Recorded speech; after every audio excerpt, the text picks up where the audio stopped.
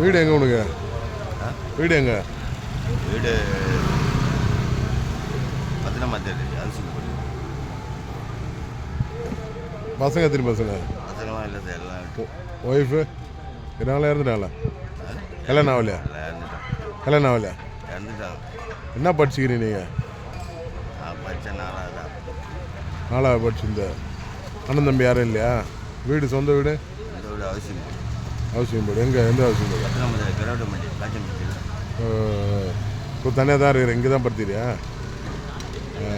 சாப்பாடு செட்டில் இருக்கிற car settle car சாப்பாடுலாம் எங்கே எப்படி சாப்பிடுவேன்? கார் செட்டில் இருக்கிறேன் என்ன அதெல்லாம் போகிறப்ப முடிஞ்சு வேலை என்ன இப்போ வேலை செய்கிற? சும்மா போய் அங்கே உட்காருவேன், உட்காரு படிப்பேன். சாப்பாடுலாம் அவனுக்கு என்ன தருவான்ல? எல்லாம் போகிறப்ப அண்ணன் தம்பி பொண்டாட்டி புள்ள எதுவும் இல்லை? காக்குறாங்க போய் சாப்பாடு எப்படி போடுவாங்களா? ஹெல்ப் பண்ண தகராதில் வெளியே இருக்கிறேன். ஓ, தனியாக இருக்கிற. இப்போ நீ எல்லாம் உன் குடும்பத்தை நீ பார்த்துக்கணும்.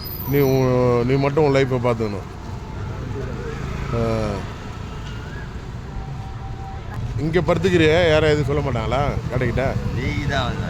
ஓ, எப்போ ஒரு டைம் வந்து படுப்பேன். லேட் ஆச்சு. நீ பஸ்ஸில்னு வந்து படுத்துனியா? இங்கே உனக்கு ஃப்ரெண்டுங்கெல்லாம் இருக்காங்களா? இங்கே படுக்கிறியா? இங்கே படுக்கிறியா? உன் ஃப்ரெண்டுக்கிட்ட எதுவும் இல்லை? தலைலாம் பக்காவாக இருந்தே பாரு ஒரு வாட்டி சிரிப்பு. வேலை பேட்டி தான்.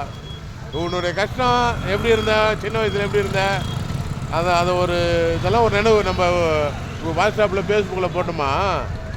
இது போல் உங்களை போல் யாரும் சிரமப்பட மாட்டாங்க, பிள்ளைங்க கைவிட மாட்டாங்க. அது ஒரு உன்னோட அனுபவத்தை சொல்கிற. சரக்கு சாப்பிடுயா, குடிப்பியா, சாப்பிடுயா, ஒரு அனுபவம் தான் உனக்கு கேட்குறது.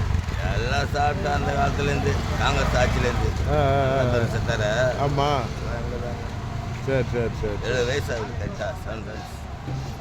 ஒரு அதுதான் ஒரு டீட்டில் கேட்குற.